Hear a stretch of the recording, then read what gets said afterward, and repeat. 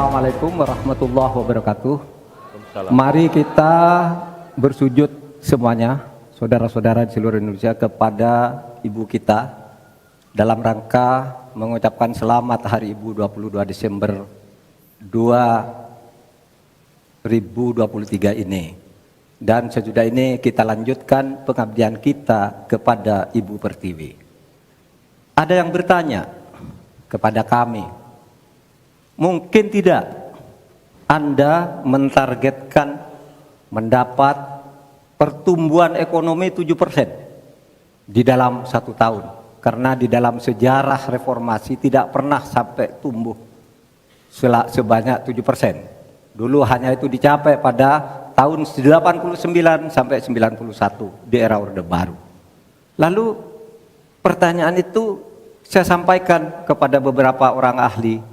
Lalu mereka mengatakan hanya karena kebodohan kita ini tidak bisa menaikkan pertumbuhan ekonomi menjadi 7% karena kita ini kaya raya dengan sumber daya alam dan sumber daya manusia yang hebat.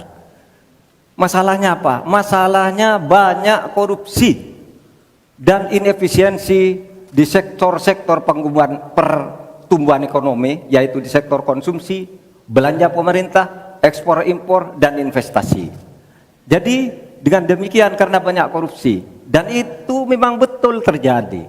Coba lihat, berdasar hasil SIGI, Transparansi Internasional, korupsi terjadi di lembaga legislatif, eksekutif, dan yudikatif secara besar-besaran.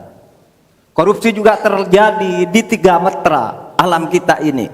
Kita menginjak bumi, ada korupsi di tanah dan pertambangan. Kita ke laut, ada korupsi di masalah kelautan. Kita melihat udara, pesawat terbang kita, ternyata di udara juga banyak korupsi. Akibatnya apa? Rakyat miskin. Saya ketemu dengan seorang bernama Teddy dan Joni di Padang. Seorang atau 2 orang pegawai angkutan perusahaan truk menyatakan tidak pernah bisa mendapat subsidi minyak yang disediakan oleh negara karena tidak pernah sampai di korupsi.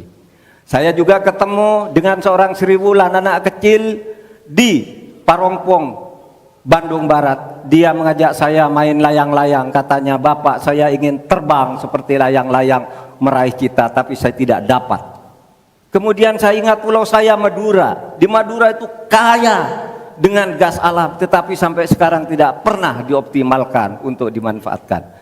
Maka kuncinya adalah bagaimana kita memberantas korupsi.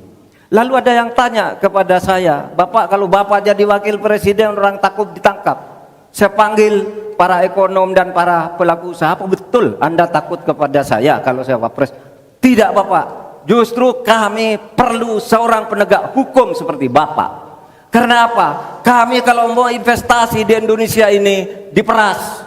Mau berusaha ini diperas. Kalau kami bayar padahal diperas, lalu ketahuan kami ditangkap katanya kami menyuap." Itulah Indonesia ini pada saat ini. Oleh sebab itu, saudara sekalian, kita harus lawan korupsi. Menimbang istilah anak muda, "Hai koruptor, kutabrak kau. Hai wir, mundur kau wir. Nah korupsi, setabrak." Saudara sekalian, ini semua dalam rangka agar terjadi pemerataan seperti ketentuan pasal 3 Undang-Undang Dasar. Di Al-Quran disebut kaila yakuna dulatan bainal yang. Jangan biarkan kekayaan itu hanya beredar di antara orang kaya. Waktu Bapak selesai. Habis. Baik, terima kasih. Download Tribun X sekarang. Menghadirkan lokal menjadi Indonesia.